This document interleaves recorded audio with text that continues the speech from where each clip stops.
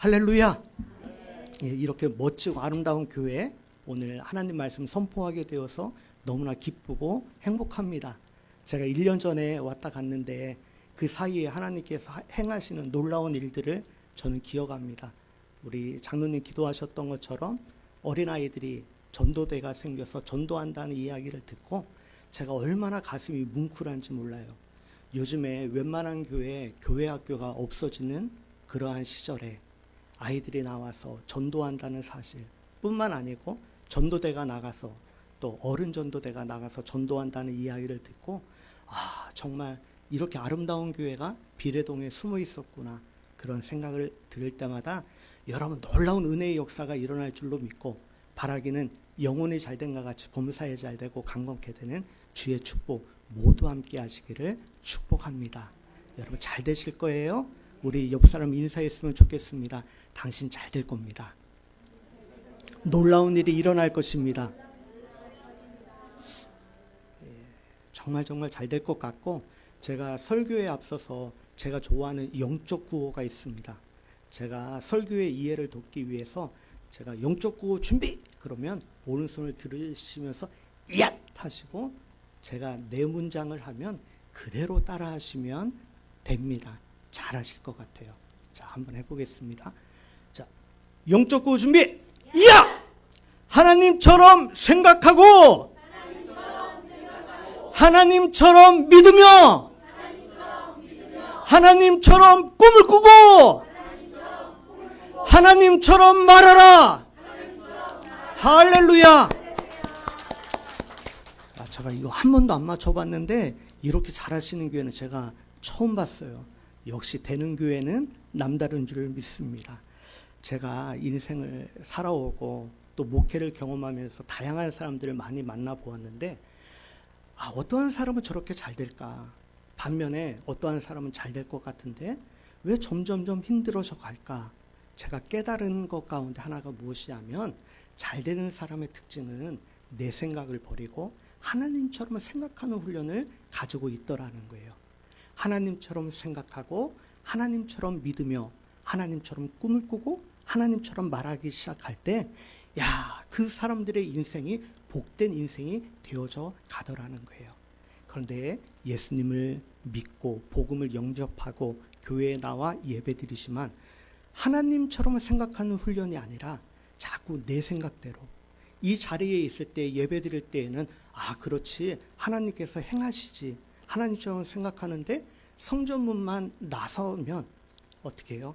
내 생각대로 되는 사람들 지금 아무리 풍성해지고 아무리 잘 돼 있어도 여러분 다음 세대의 축복이 보장되지 않는 이유는 무엇이냐면 아버지나 어머니가 하나님처럼 생각한 적이 없습니다.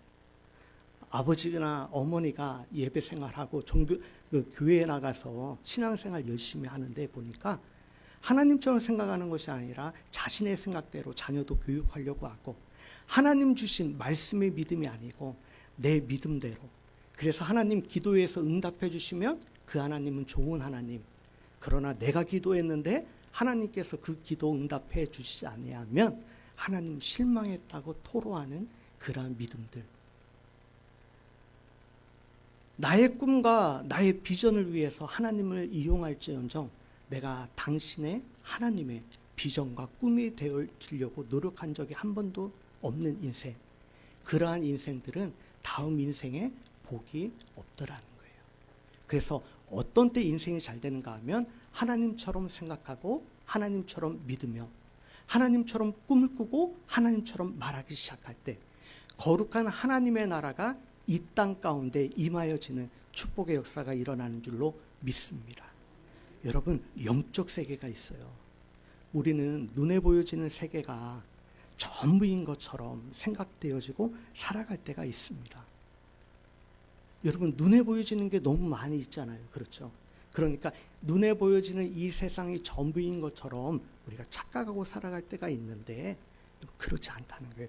영적 세계가 있다는 거예요. 그래서 사도행전 19장에 보면 바울이 에베소 교인들을 향해 묻습니다. 너희가 믿을 때에 성령을 받았느냐? 그들이 말하기를 아니라 우리는 성령이 계심을 알지도 못함이라. 여러분 똑같이 예수님을 믿고 똑같이 하나님 앞에 나와 예배드리고 기도하고 봉사하고 헌신하는데 어떤 이들은 성령을 경험한 반면에 어떠한 사람들은 우리는 성령이 계심을 알지도 못합니다. 여러분 똑같이 오늘 신앙생활하는데 어떠한 사람은 영적 세계를 보고 영적 세계를 바라보고 살아가는 사람이 있는 반면에 똑같이 신앙생활에도 영적 세계가 있음을 전혀 인지하지 못하고 살아가는 사람들이 있더라는 거예요. 인생의 승부처가 어디에서 나는가 하면 영적 세계를 아는 사람과 알지 못하는 사람. 여러분들의 자녀의 인생의 승부처는 많이 배웠냐, 많이 가졌냐, 내가 무엇인가를 물려줬냐, 여기 있는 것이 아니고 내가 영적 세계를 알아서 자녀 세대에 그것을 알려줄 수 있느냐, 알려주지 못하는가. 우리는 눈에 보여지는 세계가 너무 익숙해서 이 눈에 보여지는 여러분 여기 교회 안에 있는 것들이 전부라고 생각해요. 성전문을 나서는 그 순간에 눈에 보여지는 세상이 전부라고 생각해요.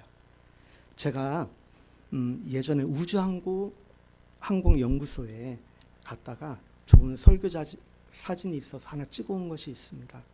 그런데 거기에 무엇이라고 쓰였냐면 PPT 한번 띄워주시면 너무 흐릿해서 제가 한번 읽어드리겠습니다.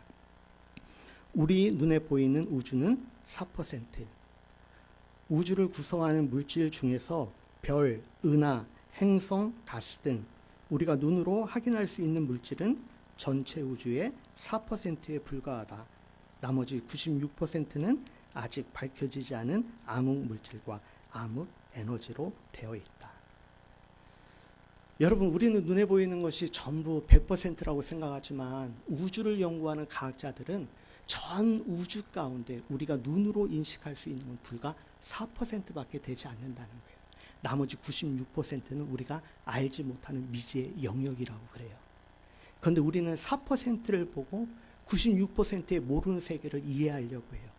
4% 안에 있는 눈에 보여지는 것이 우리 인생의 전부라 생각하고 4% 안에 머물러 있는 그 세계를 보면서 조금 잘 되면 아주 잘 되는 것처럼 조금 안 되면 너무 안 되는 것처럼 쉽게 좌절하고 지치고 실망할 때가 있더라는 거예요. 여러분 우주과학적으로도 우리가 96% 정도 모르는데 거기에 영적 세계를 더한다고 하면 어쩌면 우리가 보는 것은 극히 일부분일지도 모른다는 사실을 기억해야 합니다. 그래서 사도 바울이 고린도후서 4장 18절에 이렇게 고백합니다. 우리가 주목하는 것은 보이는 것이 아니요 보이지 아니하는 것이니 보이는 것은 잠깐이요 보이지 아니하는 것은 영원함이라. 여러분 사도 바울이 이 땅에서 우리가 정말 잘 살길 원한다면 어디에 주목하고 살아야 되는가 하면 보여지지 않는 그러나 실제로 존재하는 영적 세계를 주목하고 살아가는 사람. 여러분 우리는 참 신비한 존재입니다. 내 자신이 잘 모를 때가 너무 많이 있지만 우리 안에도 영적 세계가 있다는 거예요. 아 목사님 우리 안에 무슨 영적 세계가 있다고 그래요. 아니요. 우리 안에 영적 세계가 있어요. 그것을 여러분들이 빨리 발견하고 그것을 활용할 수 있는 사람들이 되어야 될 때 여러분 믿음의 선한 역사, 승리의 역사가 일어나는 줄로 믿습니다. 창세기 2장 7절에 보면 하나님께서 사람을 지으실 때 어떻게 창조하셨는가 제가 읽어드리면 여호와 하나님이 땅의 흙으로 사람을 지으시고 생기를 그 코에 불어넣으시니 사람이 생명이 되니라. 여러분 이 말씀 자세히 보면 땅의 흙으로 사람을 지으시고 땅의 흙으로 사람을 지었다는 것은 눈에 보여지는 부분을 만드셨다는 거예요. 그런데 거기에서 사람이 생명이 되었다. 영어로 보면 living being인데 뜻이 살아있는 존재가 되었다는 말씀이거든요. 하나님께서 육체, 눈에 보여지는 부분을 만드셨을 때에는 뭐라고요? 살아있는 존재라 말씀하지 않으세요. 그런데 생기를 그 코에 불어넣어 줄 때 하나님의 생기가 그 사람 안에 들어갈 때 비로소 너는 살아있는 존재라 그렇게 말씀하고 계신다는 거예요. 여러분 이 생기는 단순한 호흡을 의미하지 않습니다. 단순한 숨결을 의미하지 않습니다. 이 생기의 뜻은 생명의 근원 되시는 하나님의 창조주의 능력을 그 안에 말씀하고 계세요. 그래서 헬라어로 보면 푸뉴마 조에스라고 그러는데 생명의 영, 영혼, 성령을 그 안에 넣어주셨다는 거예요. 그래서 내 안에 계신 성령님을 내가 깨닫고 인식하고, 그래서 우리의 믿음의 뷰가 밖을 향하는 것이 아니라 내 안으로 향해서 성령님과 함께 대화하고 교제하고 교통하기 시작할 때 영적 세계가 우리를 통하여 놀라운 축복의 역사로 변화시켜 주신 줄로 믿습니다. 여러분, 이 영적 요소를 잘 활용해야 되는데, 오늘 하나님처럼 생각하고 하나님처럼 믿으며 하나님처럼 꿈을 꾸고 하나님처럼 말하라. 그 가운데 네 번째 부분인 언어의 능력, 말에 대해서 함께 은혜를 나누려고 합니다. 잠언 18장 21절에 보면 죽고 사는 것이 혀의 힘에 달렸나니 혀를 쓰기 좋아하는 자는 혀의 열매를 먹으리라. 여러분, 성경은 죽고 사는 것이 내가 좋은 영양제 먹었냐, 아니면 내가 매일같이 운동을 열심히 하냐, 그런 데 있지 않고 죽고 사는 것은 어디예요? 말의 힘에 달려있다는 거예요. 그리고 그 인생의 결과는 내가 말하는 열매의 값으로 우리의 인생이 결정되어진다고 합니다. 혹시 내가 인생을 열심히 살았는데 그럼에도 불구하고 인생이 별로 불만족스럽다고 한다면 내 언어의 습관을 잘 한번 되돌아보세요. 내가 어떠한 언어를 사용하고 지금까지 살았는지. 그래서 부정적인 언어를 사용하는 사람들은 어떻게 해요? 부정적인 일들이 내 삶의 결과값으로 일어난다고 성경은 그렇게 말씀하고 있습니다. 우리가 우리 인생의 대부분 한 15년 정도는 말을 하는데 소비를 하고 살아간다고 그래요. 그러니까 말이 우리 인생의 굉장히 많은 부분을 차지합니다. 언어를 사용하는데 15년을 우리가 사용하고 살아가는데, 근데 그 언어 관리가 전혀 이루어지지 않았다고 하면 우리의 인생에 큰 문제겠죠. 제가 질문 한번 해보겠습니다. 남성분들은 보통 하루에 한 몇 마디 하고 살아가실 것 같아요? 남성분들, 남편분들은 보통 하루에 한 몇 마디 정도 하실 것 같아요? 보통 제가 자료를 보니까 보통 6,000에서 7,000마디를 하고 사신다고 그래요. 그럼 여성분들은 한 몇 마디 하고 살 것 같아요?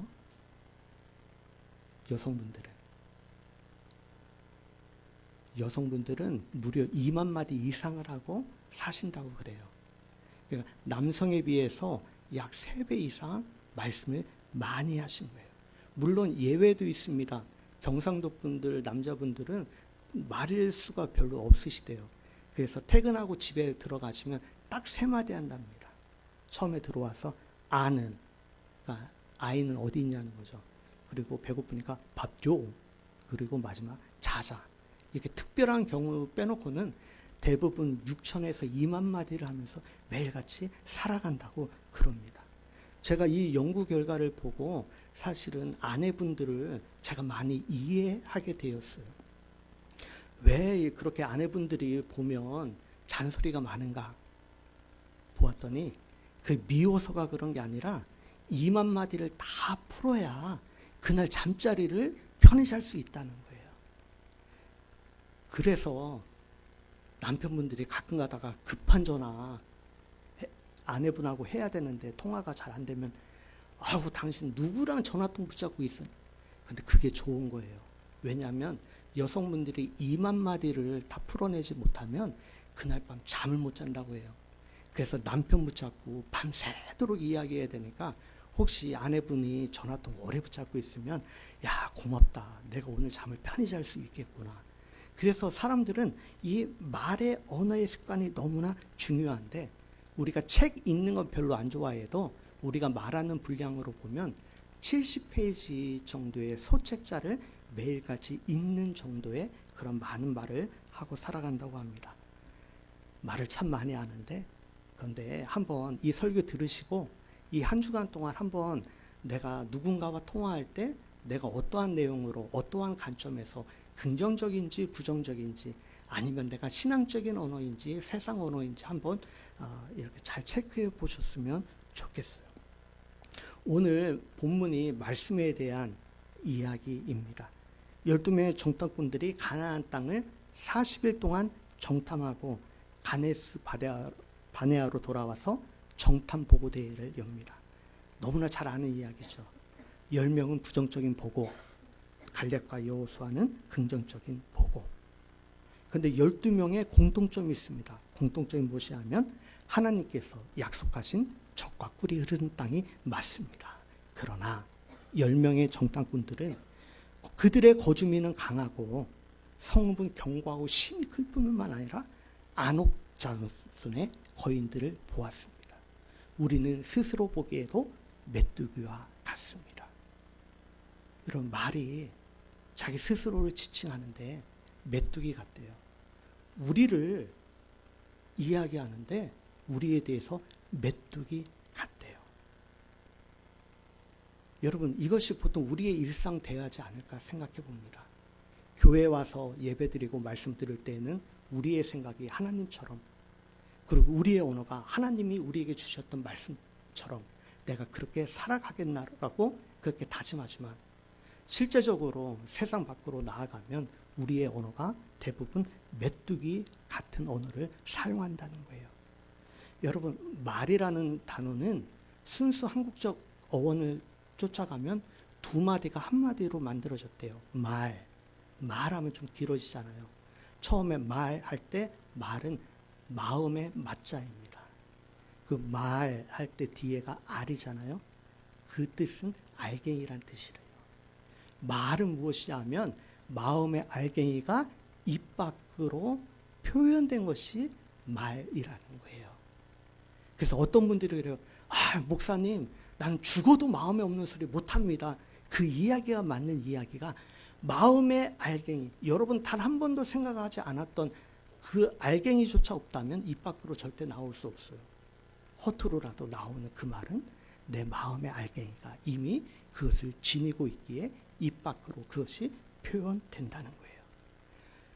10명의 정탐꾼들은 가나안 땅을 정탐하든 정탐하지 않던 그들의 언어의 습관은 부정적이기에 가나안 땅을 정탐하지 않았어도 그들은 못 갑니다. 안 됩니다. 할 수 없습니다. 메뚜기와 같은 언어를 사용했을 거예요. 여러분, 이스라엘 백성들이 40년 동안 광야 생활을 한 게 보통 하나님의 은혜입니까? 모세가 자신의 인생을 마무리하면서 이스라엘 백성들 다 모여놓고 한 설교의 첫 마디가 무엇이냐면 이스라엘이여 너희는 행복한 사람이로다. 여러분, 왜 행복했을까요? 왜냐하면 이스라엘 백성들처럼 하나님의 선하심과 인도하심과 기적을 직접 두 눈으로 체험한 백성들이 없다는 사실이에요. 여러분, 홍해바다가 갈라지는 그 사건, 온 인류 동시대에 그 누구 하나 그 역사를 본 사람이 있습니까? 홍해바다가 갈라질 때 물이 좌우에 병풍처럼 서 있고 그 땅이 만약에 뻘이었다고 하면은 이스라엘 백성들 거기 건너가지 못합니다. 어린아이도 있고 노약자도 있고 여인들도 있어서 그 땅을 전혀 건너가지 못하지만 하나님께서 밤새도록 동풍을 부르셔서 그 땅을 말리셔요. 그리고 이스라엘 백성들이 홍해바다를 건너갈 때 좌우에 서 있는 그 물들이 서 있는 것들을 보고 뻘 같은 그 땅을 마른 땅처럼 걸어가는 그 기적을 체험한 민족이 어디 있을까요? 여러분, 그 놀라운 은혜의 체험을 했음에도 불구하고 이스라엘 백성들의 언어는 변화되지 않았습니다. 낮에는 구름기둥, 밤에는 불기둥으로 하나님 보호해 주셨어도 그들의 생각은 전혀 변화되지가 않습니다. 하늘에서 만나와 메추라기를 보내주셔도 그들은 그것을 먹음에도 전혀 감사하지 못하고 반석에 물을 내어도 영적인 가람을 해소하는 감사가 아니라 자신의 생각처럼 자신의 믿음과 자신의 언어로 살았다는 거예요. 우리가 예수님 믿고 영접하고 그럼 우리가 변화되었다는 특징이 무엇입니까?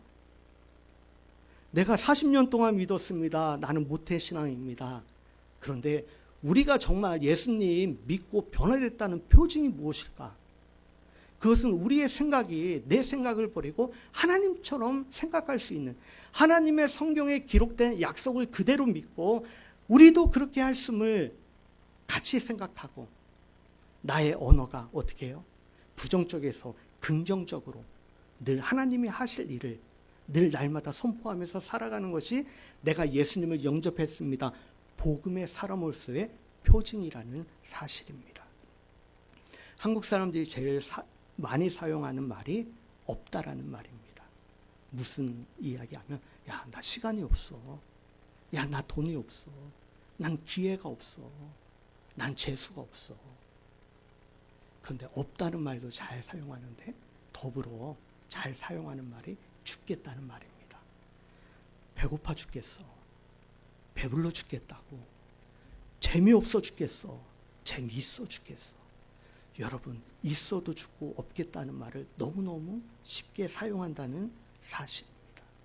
여러분, 우리가 입 밖으로 없다 말을 하면 영적 세계가 가난을 준비합니다. 내가 힘들어 라고 이야기하는 그 순간에 내 삶의 모든 환경들은 힘든 상황으로 우리를 점점 더 이끌어가기 시작합니다. 내가 죽겠다는 말을 하는 그 순간에 무의식적으로라도 그러면 내 몸은 그 명령을 듣고 스스로 죽을 준비를 하고 살아간다는 말입니다. 그래서 저는 어떠한 사람이 좋은가 하면 말을 예쁘게 하는 사람. 아무리 어렵고 낙심되는 환경이어도 언어 사용에 신중한 사람. 여러분, 왜 언어 사용에 신중해야 하는가 하면 언어는 하나님이 들으셔요. 10명의 정탐꾼들이 부정적인 보고를 하자 이스라엘 백성들이 울며 불며 차라리 애굽의 종살이가 좋았다. 이곳에 우리를 묻으려고 하느냐. 아예 그렇게 할 바에는 우리가 애굽의 매장지에서 죽는 것이 더 나을 뻔했다. 그런데 그 이야기를 부정적인 말을 듣는 그 순간에 하나님께서 말씀하십니다. 27절을 제가 읽어 올려드리면 나를 원망하는 이 악한 회중에게 내가 어느 때까지 참으랴. 이스라엘 자손이 나를 향하여 원망하는 바 그 원망하는 말을 내가 들었노라. 28절 그들에게 이르기를 여호와의 말씀에 내 삶을 두고 맹세하노라. 너희의 말이 내 귀에 들린 대로 내가 너희에게 행하리니. 이스라엘 백성들이 울며 불며 원망하는 말을 누가 들으셨다고요? 하나님이 들으셨어요. 우리는 보통 왜 말에 신중하지 않는가 하면 말은 혼자 하고 끝나든지 아니면 대화를 할 때 나와 다른 사람 두 사람만 듣고 끝나는 이야기라고 그렇게 생각을 해요. 아니요. 언어의 신중함은 왜 그런가 하면 언어는 우리끼리 듣는 언어도 있지만 영적 세계가 듣는 언어가 있어요. 하나님이 들으셔요. 그리고 하나님이 반응하세요. 저는 성경을 읽으면서 대부분은 하나님과 인간의 뜻이 서로 상충될 때에는 누가 이겨요? 하나님의 뜻과 사람의 뜻 서로 상충될 때 대부분 하나님께서 그 사람의 마음을 변화시켜 주십니다. 그런데 성경을 보면서 놀라운 것은 무엇이냐 하면 모든 것은 다 하나님 뜻대로 하시는데 사람의 뜻을 많이 들어주시는 경우가 어디인가 하면 오늘 이 본문이라는 거예요. 언어는 하나님이 웬만하면 우리가 말하는 대로 들어주시는 것을 깨닫게 됩니다. 여러분 성경 어디를 하면 다 찾아보세요. 다들 하나님의 뜻대로 하시죠. 그러나 오늘 본문 말씀은 뭐라고 말씀하시는가 하면 여호와의 말씀에 내 삶을 두고 맹세하노라. 너희의 말이 내 귀에 들린 대로 내가 너희에게 행하리니. 하나님 온전히 우리가 사용하는 말에 대해서 그대로 행해 주시겠다고 그렇게 말씀합니다. 28절 부분이 대부분 구약에 이 말씀만 존재하는 것이 아니고 구약에 여러 군데 이 말씀이 나오세요. 여호와의 말씀에 내 삶을 두고 맹세하노라. 이 부분이 성경에 곳곳에 나오는데 대부분 어떤 때 나오는가 하면 부정적인 환경일 때 이 말씀이 나옵니다. 그만큼 뭐라고요?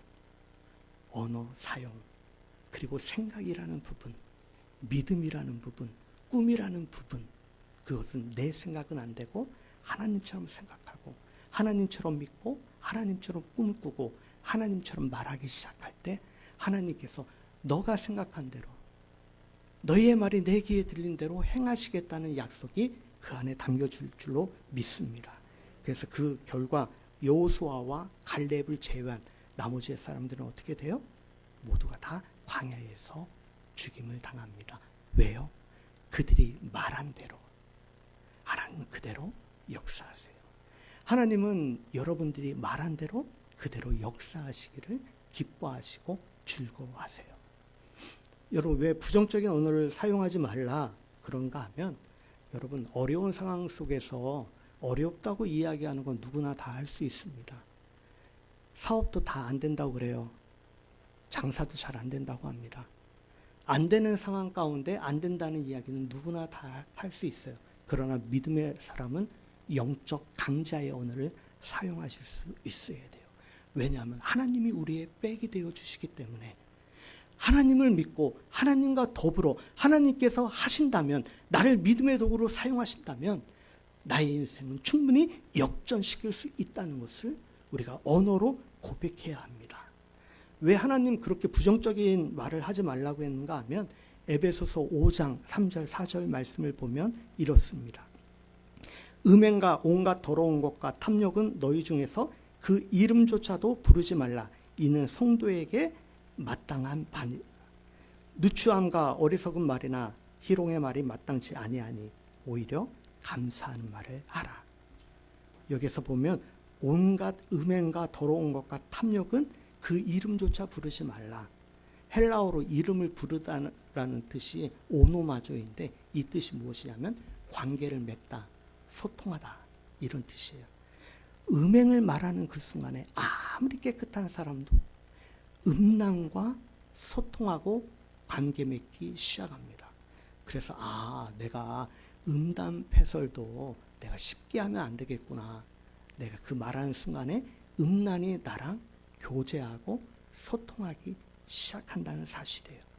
더러운 것을 이야기하는 순간에 더러움이 나와 관계를 맺습니다. 탐욕을 말하는 그 순간에 탐욕이 나와 함께 살기 시작합니다. 그래서 성경은 누추함과 어리석은 말이나 희롱의 말을 하지 말라. 그럴 바엔 오히려 감사의 말을 하라.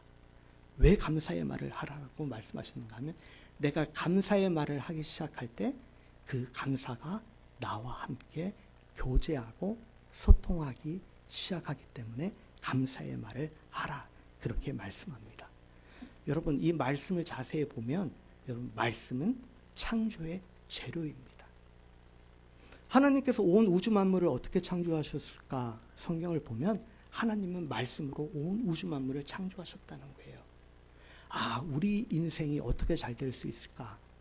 하나님의 창조의 재료를 함께 사용하면 되는 거예요. 하나님께서 빛이 있으라 말씀하시니 어떻게 해요? 빛이 있었다.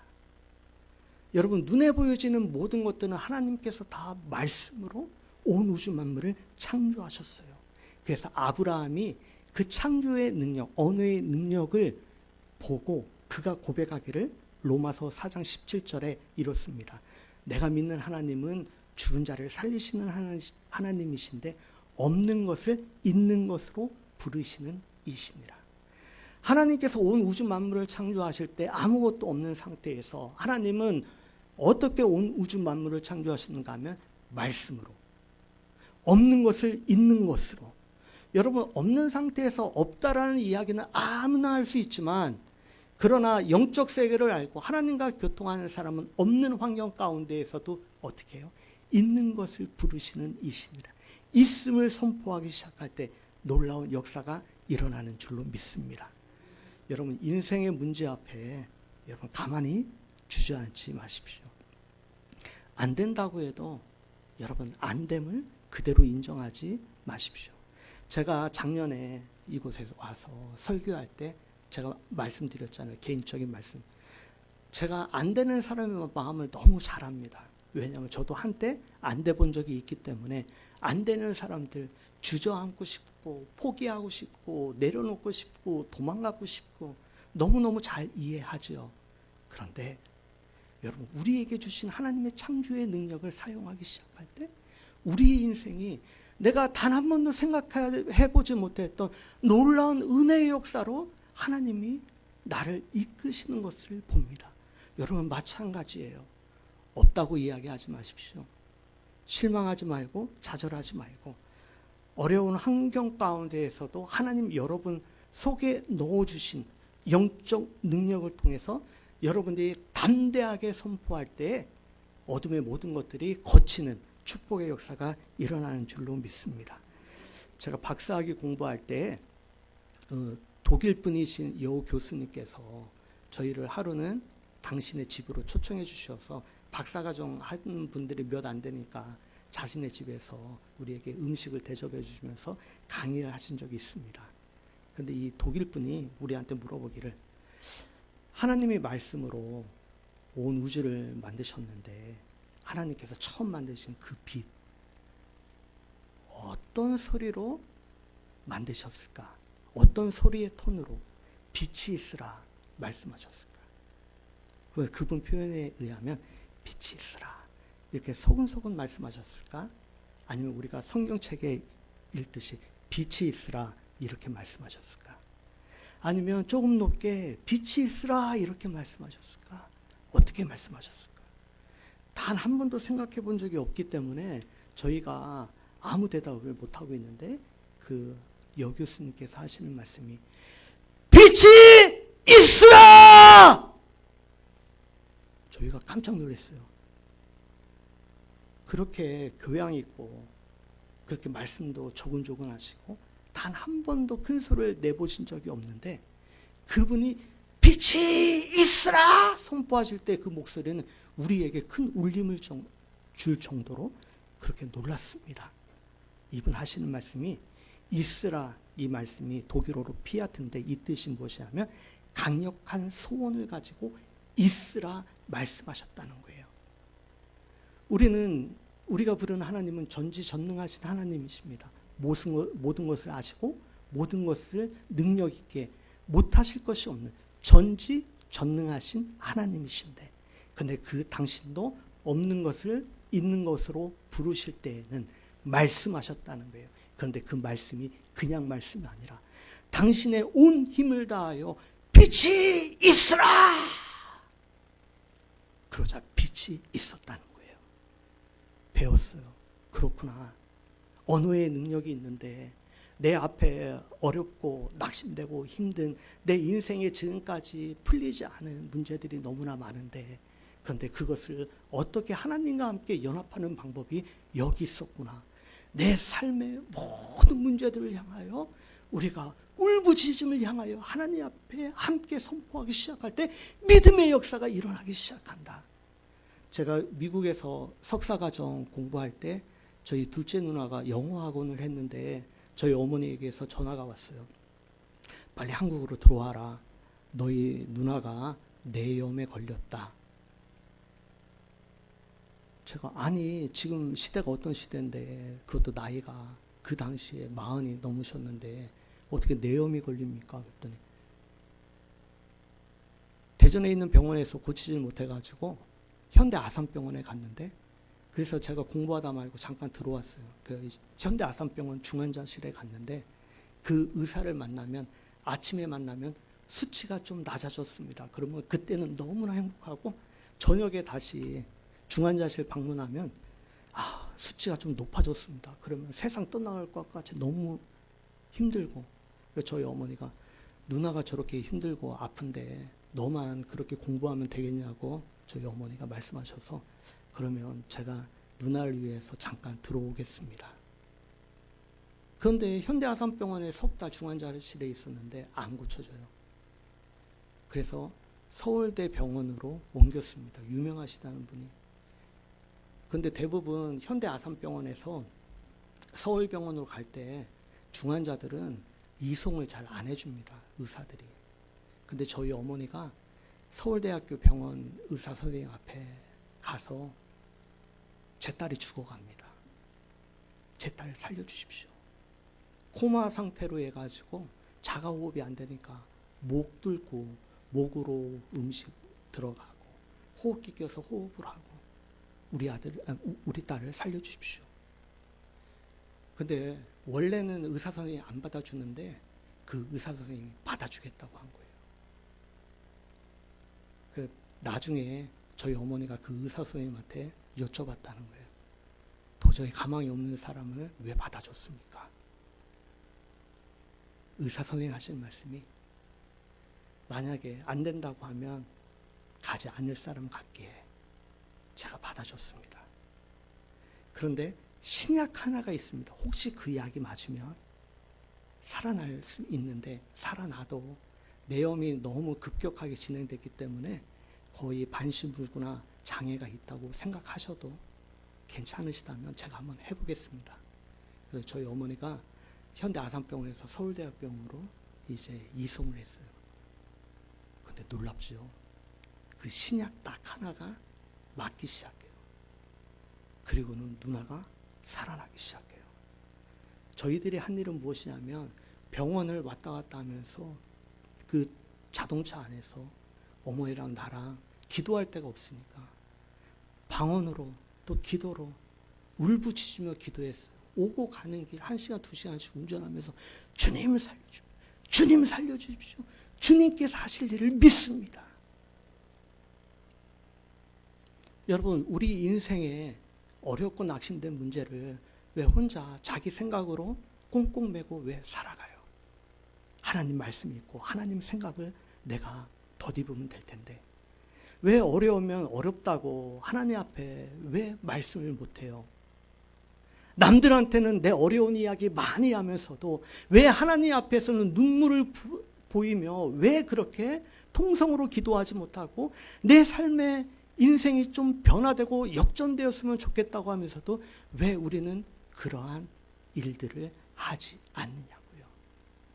저희 누나가 깨어났습니다. 그리고는 나중에 봤는데 정상이 되었어요.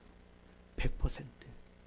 저희 누나가 그래서 그 의료 진료 그 카드를 좀 발급받기 위해서 대전에 있는 병원에 가가지고 의사 선생님을 만났더니 그 의사 선생님이 놀라더래요.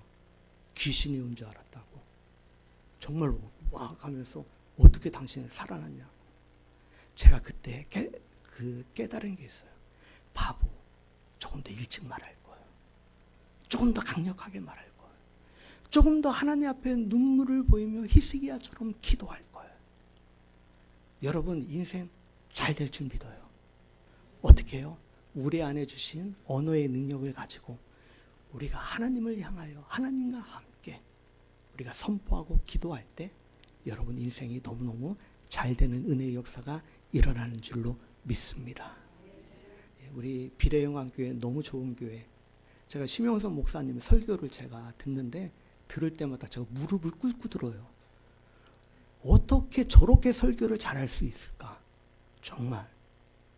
여러분들의 교회가 평안한 이유는 강단으로부터 흘러나오는 영적인 메시지가 있기에 여러분들이 평안하고 그 작년보다도 얼굴이 더 좋아지셨어. 여기는 뭐 온천물도 없고 화장품도 똑같은 거 쓰실 텐데 얼굴이 더 좋아지셨어. 왜 그런가 하면 좋은 메시지.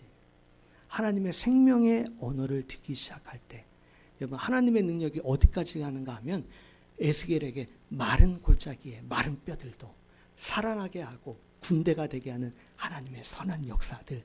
여러분 비례영광교회 안에 있는 한 여러분 잘 될 줄 믿습니다. 복에 복을 더하는 은혜의 역사가 일어날 줄로 믿고 이제 전도하기 시작했으니 바라기는 여러분 기도했으면 좋겠어요. 기도도 입 꾹 다물고 기도하는 그런 기도가 아니고 여러분 정말 부르짖는 기도했으면 좋겠어요. 지금 심영선 목사님 헌금 기도하시는 거 보고 제가 또 무릎 꿇을 뻔했어요. 저걸 받아 적어야 되는데 저 영성을 받아 적어야 되는데 그런데 목사님 기도하시는 톤으로 여러분들도 기도하세요. 여기 얼마나 소리 질러도 얼마나 좋아요. 그냥 부르짖으시라고요. 하나님께서 하실 일 선포하시라고요. 그래서 여러분 건물주 되시는 역사가 있기를 예수님의 이름으로 축복합니다.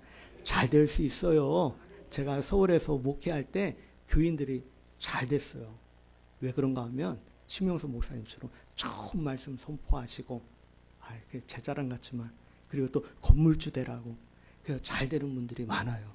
우리가 비례동에 살지만 비례동에서 가장 큰 갑부들이 많이 나오는 귀한 교회가 되길 예수님의 이름으로 축복합니다.